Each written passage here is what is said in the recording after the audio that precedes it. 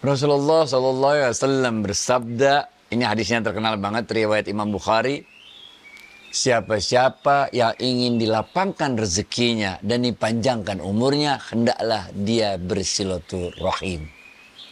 Dalam hadis lain, Rasulullah SAW bersabda, ini riwayat Imam Tirmizi, tidak ada dosa yang dipercepat oleh Allah balasannya di dunia dan disimpan nanti sampai akhirat, kecuali memutuskan tali silaturahim dan berlaku zolim kepada orang lain.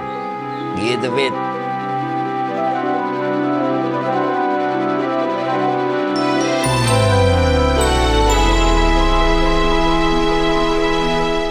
Assalamualaikum warahmatullahi wabarakatuh, sahabat Smart Skill School. Semoga kita semua selalu dalam lindungan Allah Subhanahu wa Ta'ala. Amin. Sahabat, kita bagi-bagi hadiah nih buat pemenang kuis yang lalu. Nama-namanya ada di belakang episode kali ini. Tapi jangan di skip tausiahnya ya. Oke, langsung aja kita sapa Ustadz kita, Ustadz Adi Warman Azwar Karim. Ustadz, Assalamualaikum, apa kabar? Waalaikumsalam warahmatullahi wabarakatuh. Sehat, berkah, bahagia. Amin. Amin Ustadz. Ustadz, sehubungan dengan silaturahmi ini Ustadz, sahabat kita bertanya, bagaimana nih silaturahmi? Kok yang ada silaturahmi malah memperburuk hubungan rumah tangga kami Ustadz? Ya? Kacau. Silaturahim mengacaukan rumah tangga. Oke. Aduh, kacau. Gini. Silaturahim, ingat gak pembahasan kita dulu? Bahwa kata silah itu digunakan untuk 3 hal. Kata silah yang artinya menyambungkan atau mengkoneksikan diri kita dengan Allah, bahasa istilahnya sholat. Menyambungkan dengan Rasulullah SAW, bahasanya sholawat. Dan menyambungkan sesama manusia, bahasanya silaturahim.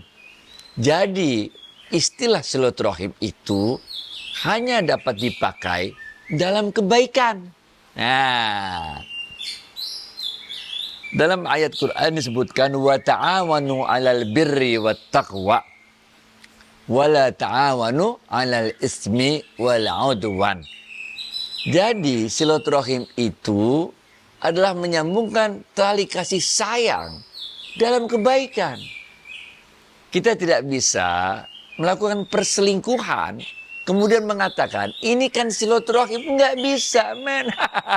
Bagaimana ente mau selingkuh? Ngaku-ngaku silaturahim. Nggak bisa. Dosanya 2 kali, men. Pertama dosa selingkuh. Kedua dosa membenarkan perselingkuhan dengan alasan silaturahim. Kacau balau. Jangan. Nah, ini kita kalau ilmu tasawuf ya. Sekarang kita masuk ilmu tasawuf dikit nih. Ibnu Qudamah Al-Maqdisi dalam kitabnya At-Tawwabin, beliau menukil kisah tentang Ibrahim bin Adam, atau kita sebut saja terkenalnya Abu Ishaq. Oke, nah, ini ceritanya menarik sekali. Waktu itu ada orang yang datang menghadap Abu Ishaq, bertanya, ya Syekh, katanya, saya ini susah sekali meninggalkan perbuatan maksiat. Setiap kali saya buat maksiat, saya taubat kepada Allah. Lalu saya buat lagi, lalu saya taubat lagi, saya buat lagi. Begitu seterusnya. Bagaimana caranya ya, Syekh, agar aku dapat meninggalkan kebiasaan maksiat ini? Ya. Maka Ibrahim bin Adam atau Abu Ishaq itu mengatakan, engkau boleh melakukan maksiat asal 5 hal bisa terpenuhi. Hahaha, kacau gak? Dia mulai ini nih, bagaimana caranya? Boleh juga nih, bener gak? Maka Ibrahim Adam mengatakan syarat yang pertama, jangan makan rezeki dari Allah. Kalau engkau bisa makan rezeki selain dari Allah, silakan buat maksiat, katanya. Lalu orang itu mengatakan, bagaimana bisa aku makan rezeki selain dari Allah, padahal rezeki semuanya dari Allah. Apa syarat kedua, Syekh, katanya? Syarat kedua adalah jangan tinggal di muka buminya Allah. Kalau engkau tinggal di tempat lain selain di buminya Allah, silakan buat maksiat. Dia bilang lagi, bagaimana caranya? Ya pasti tinggal di buminya Allah lah. Semua ini milik Allah. Nah, kalau gitu jangan buat maksiat, katanya. Yang ketiga, kata Abu Ishaq, carilah tempat bersembunyi yang Allah tidak bisa melihatmu. Nah, kalau bisa, silakanlah maksiat. Orang ini mengatakan, ya Allah, bagaimana bisa aku mencari tempat bersembunyi yang tidak dilihat Allah, padahal Allah mengetahui, bahkan semut hitam di atas batu hitam jalan malam-malam juga Allah tahu.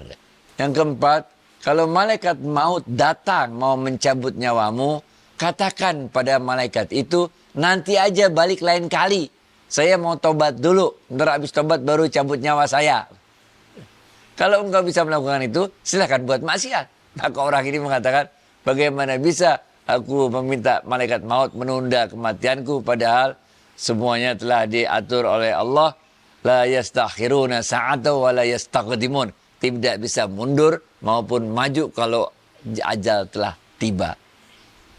Yang kelima, kata Abu Ishaq Ibrahim bin Adam, beliau katakan, ketika nanti di akhirat, malaikat Zabaniyah membawamu, menggiringmu masuk neraka, katakan pada malaikat itu, jangan bawa aku ke sana lah, masukin aja aku ke surga. Kalau engkau bisa, silahkan buat maksiat. Maka orang itu mengatakan, Masya Allah, tidak ada satupun dari 5 syarat itu yang bisa aku lakukan. Maka dia benar-benar sekarang bertobat dari perbuatan maksiatnya. Dia tinggalkan sama sekali. Karena memang tidak ada seorang pun yang bisa memenuhi satu saja dari syarat-syarat yang disampaikan oleh Abu Ishaq tersebut. Nah, ini ada cerita lagi. Kalau ilmu tasawuf kayak gini nih, cerita-cerita gini nih. Ini kisah lagi di zamannya Harun al-Rashid. Ada seorang yang sangat terkenal namanya Abu Nawas atau Abu Nuwas, sama juga lah dia juga orangnya. Abu Nuwas selalu mengatakan dalam tausiah-tausiahnya bahwa semua orang itu mulia kecuali kita, kata Abu Nawas. Lah, orang jadi bingung. Sehingga murid-muridnya ini ada 3 orang datang ke Abu Nawas, dia nanya, murid yang pertama nanya, ya guru, katanya, manakah yang lebih mulia, orang yang soleh atau orang yang berbuat dosa? Abu Nawas kemudian menjawab, tentu saja yang lebih mulia adalah orang yang berbuat soleh. Karena Allah menyukai perbuatan-perbuatan soleh. Ini. Murid yang kedua bertanya pertanyaan yang sama. Wahai guruku, manakah yang lebih mulia, orang soleh atau seorang pendosa? Maka Abu Nawas menjawab, yang lebih mulia adalah seorang pendosa. Karena ampunan Allah lebih besar daripada dosa yang dibuatnya. Ini. Ya, kalau kita buat dosa, kita tobat, itu Allah senangnya itu sebagaimana kita senangnya orang yang kehilangan ontak beserta perbekalannya di padang pasir. Tahu-tahu ketemu lagi. Kegembiraan orang yang nemuin ontak hilang di padang pasir dengan perbekalannya itu, nemu lagi ontaknya.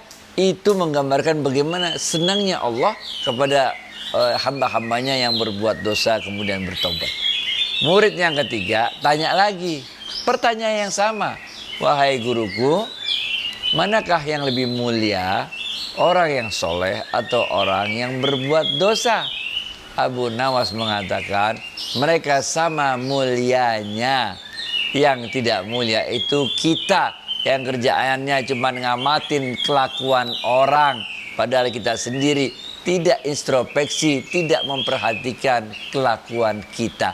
Kita senangnya fitnah, kita senangnya ghibah, kita senangnya menilai orang lain, padahal kita sendiri tidak menilai perbuatan dan amalan-amalan kita. Inilah yang disebutkan oleh Sayyidina Umar bin Khattab radhiyallahu anhu, hasibu qabla an tuhasabu.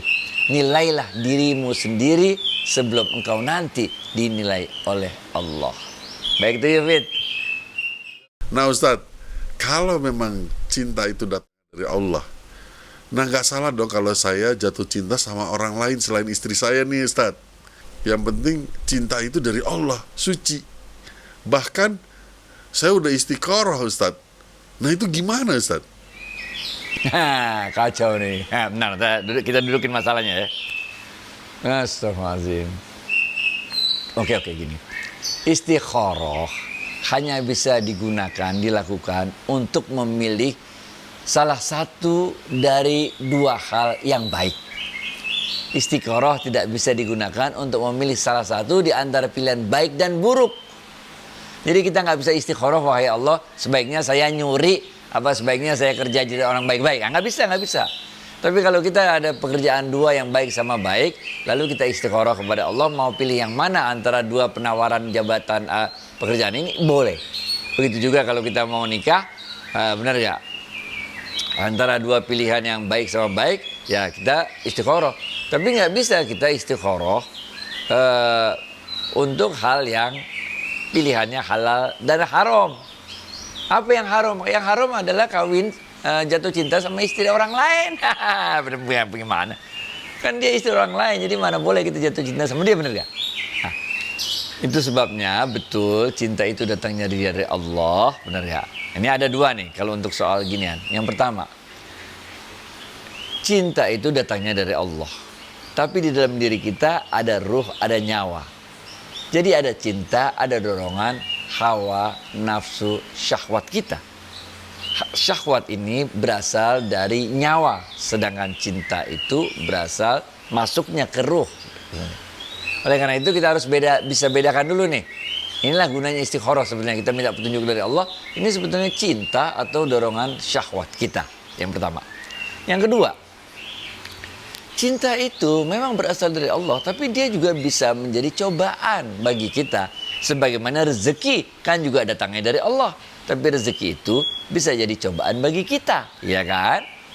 Sebagaimana rezeki yang datang dari Allah bisa jadi cobaan, begitu juga cinta yang datangnya dari Allah bisa jadi cobaan. Ya. Ingat gak kisahnya Nabi Yusuf alaihissalam sama Zulaikha? Benar ya? Lah bagaimana? Itu kan cinta juga, benar gak? Tapi kemudian dalam Al-Quran disebutkan Allah telah menyelamatkan Nabi Yusuf alaihissalam dari hal tersebut. Kemudian setelah suaminya Zulaikha meninggal dunia, kemudian Raja Aziz itu, Nabi Yusuf alaihissalam menikah dengan Zulaikha. Pada saat itu Nabi Yusuf mengatakan kepada Zulaikha, wah kalau aja dulu kita nggak melakukan hal tersebut, benar ya? Nggak saling jatuh cinta, benar ya? Kayak gini nih caranya, dengan cara yang benar, tentu kita akan selamat dari perbuatan tersebut, benar ya? Zulaikha kemudian menjawab kepada Nabi Yusuf, wahai Yusuf, jujurlah, engkau dulu pun sebetulnya kan juga jatuh cinta, benar gak? Tapi Allah menyelamatkan Nabi Yusuf alaihissalam dari keadaan tersebut. Jadi cinta juga bisa, walaupun berasal dari Allah sama kayak rezeki, dia bisa juga menjadi cobaan bagi kita. Itu sebabnya Rasulullah SAW menjelaskan kepada para laki-laki, kalau suatu saat kelak engkau melihat seorang wanita di jalan, kemudian timbul ketertarikanmu pada wanita tersebut, palingkanlah wajahmu. Temui istrimu di rumah, karena apa yang kau lihat pada wanita itu ada pada diri istrimu di rumah. Kepada para istri juga Rasulullah SAW menyampaikan nasihat, tutup rapat-rapat rumah tanggamu, tutup rapat-rapat rumahmu, tutup rapat-rapat rumah tanggamu. Jangan biarkan laki-laki lain masuk ke dalam rumahmu, masuk ke dalam rumah tanggamu. Jadi kita harus jaga baik-baik hati ini. Setan itu udah ahli banget kalau urusan godain manusia. Setan akan membuat yang buruk jadi baik, yang baik jadi buruk. Setan akan menggoda kita, seakan-akan selingkuh itu baik. Seakan-akan selingkuh itu adalah cinta yang datangnya dari Allah. Kemudian kita sholat istikharah untuk memilih apakah sebaiknya kita cerai dengan suami kita yang sekarang, kemudian kawin lagi dengan laki-laki lain, atau istikharah kemudian kita menceraikan istri kita yang ini, kemudian kawin lagi sama istri yang baru yang nggak bisa men. Kalau istikharah itu dia harus pilihannya antara yang halal dengan yang halal, nggak bisa yang halal dengan yang haram, karena mengawini istri orang kan haram hukumnya. Nah, jadi dari sini kita lihat bagaimana kita bisa lebih jernih lah melihat persoalan yang ada, sehingga kita tidak berlindung di balik kata-kata udah istikharah lah, udah cinta dari Allah segala macam. Baik David. Subhanallah, kita jangan sampai membohongi Allah ya dengan alasan silaturahmi. Tapi cerita tadi cuma cerita kosong belaka. sahabat. Jadi bukan saya ingin beristri lagi, tersalah lagi. Bisa diomelin sama produser nih. Ustadz, ada sedikit lagi tambahan Ustadz, 1-2 menit barangkali penjelasan. Ada sahabat bertanya tentang makrifat Ustadz. Makrifat itu adalah mengenal diri kita. Karena di dalam diri kita ini ada ruh dari Allah. Sehingga dalam ilmu tasawuf disebut siapa-siapa yang dapat mengenal dirinya, sungguh dia mengenal Allah. Makrifat itu adalah kita mengenal diri kita, tentang siapa kita, dari mana asal kita, mau kemana kita, apa aja unsur dalam diri kita, dan sebagainya. Dengan kita mengenal itu semua, yang tadi disampaikan oleh Ibrahim bin Adam, ingat ya di atas. Memang bisa kita buat maksiat. Kalau kita disuruh nyari tempat bersembunyi yang Allah nggak lihat. Kalau nggak tinggal di muka bumi ini, bisa nggak makan rezeki dari Allah. Nah, ini semua adalah mengenal diri kita. Ma'rifat itu kalau kita udah mengenal diri kita, maka kita akan menemukan bagaimana sifat dan asmanya Allah yang dimasukkan ke dalam diri kita. Karena dalam diri kita ini ada ruh dari Allah. Sekuat tenaga kita, semampu kita, kita harus berusaha bagaimanapun caranya melaksanakan asma dan sifatnya Allah itu sesuai kemampuan kita sebagai manusia. Insya Allah kita akan menjadi pelita yang menerangi, menyebarkan cahaya ke muka bumi ini. Baik, David. Baik Ustadz, memang ma'rifat sendiri tidak cukup hanya kalau sekelumit saja Ustadz, 1-2 menit memang tidak cukup. Mesti lebih mendalam lagi mungkin di lain episode ya Ustadz. Ustadz, terima kasih atas waktu dan tausiahnya. Assalamualaikum warahmatullahi wabarakatuh. Waalaikumsalam warahmatullahi wabarakatuh. Nah, bagi para sahabat, inilah nama-nama pemenang kuis kita 50.000 untuk 10 orang. Jangan lupa nama dan KTP dengan nama di YouTube. Kalau namanya yang di KTP tidak sama dengan di YouTube, ya berfotolah di samping YouTube channelnya. Kirim email quizustad@gmail.com. Kalau punya bank account di luar negeri, cobalah hubungi saudara, pinjam bank accountnya yang di dalam negeri dulu ya. Repot amat ya. Ya sudah, kami pamit dulu. Assalamualaikum warahmatullahi wabarakatuh.